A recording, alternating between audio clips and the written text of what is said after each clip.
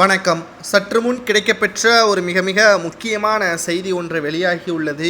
துணை முதல்வராக உதயநிதி ஸ்டாலின் அவர்களை பொறுப்பேற்க வைக்க வேண்டும் என்று ஸ்டாலின் அவர்கள் பல்வேறு திட்டங்களை போட்டுக்கொண்டிருக்கக்கூடிய சூழலில் முதல்வர் ஸ்டாலின் அவர்களது திட்டத்திற்கு எதிராக தற்பொழுது உதயநிதி ஸ்டாலின் அவர்களை கைது செய்வதற்காக ராஜஸ்தான் காவல் நிலையம் தற்பொழுது அதிரடியாக தமிழ் காவல்துறை அதிகாரிகளுக்கு உத்தரவுகளை பிறப்பித்திருக்கிறது. எதற்காகவென்றால், நேற்று நடைபெற்ற சனாதன வழக்கில் நேரடியாக ஆஜராகாத காரணத்தினால் விசாரணைக்காக உதயநிதி ஸ்டாலின் அவர்கள் இந்தியாவில்தான் இருக்கிறாரா அல்லது வெளிநாட்டிற்கு தப்பி சென்று விட்டாரா என்ற பல்வேறு கேள்விகளை கேட்பதற்காக ராஜஸ்தான் காவல்துறை அதிகாரிகள் தமிழகத்திற்கு வருகை தர உள்ளதாக செய்திகள் வெளியாகி கொண்டிருக்கிறது.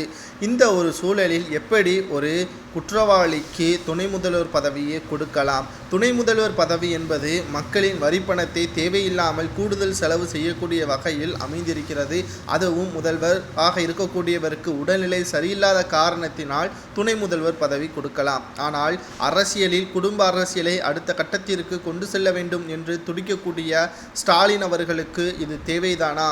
எப்படியும் உதயநிதி ஸ்டாலின் அவர்கள் தான் 2026 வேட்பாளராக அறிவிக்கப்படுவார். அப்படி அறிவிக்கப்பட்டால் நிச்சயமாக திமுக வெற்றியடைவது துளி அளவு கூட சந்தேகம் கிடையாது, தோல்விதான் அடைவார். காரணம், உதயநிதி ஸ்டாலின் அவர்கள் நடிகைக்காக பால்டாயலை குடித்தவர். இவர் எப்படி தமிழக மக்களுக்கு நன்மை செய்யக்கூடிய வகையில் திட்டங்களை அறிவிப்பார்? விளையாட்டுத்துறை அமைச்சராக இருந்தபொழுது கூட சென்னை வலசவாக்கம் மற்றும் சேப்பாக்கம் விளையாட்டுத்துறையில் சாதிக்கக்கூடிய இளைஞர்கள் அடுத்த கட்டத்திற்கு மாநில அளவில் விளையாடுவதற்கு செல்வதற்கான ஏற்பாடுகளை கையெழுத்து போடாமல் மாமன்னன் ஷூட்டிங்கில் இருந்ததன் காரணமாக அவர்கள் 2 ஆண்டுகள் விளையாட முடியாமல் அவர்களுக்கு தடை ஏற்பட்டது. இது மிகப்பெரிய ஒரு இழப்பாக அவர்களது குடும்பத்திற்கே ஏற்பட்டது. இதற்கு பதிலளித்த உதயநிதி ஸ்டாலின் அவர்கள், மாமன்னன் ஷூட்டிங்கில் இருந்ததன் காரணமாகத்தான் என்னால் இவர்களுக்கு உதவி செய்ய முடியவில்லை என்பதை தெரிவித்திருந்தார். இது எவ்வளவு பெரிய மானக்கேடு!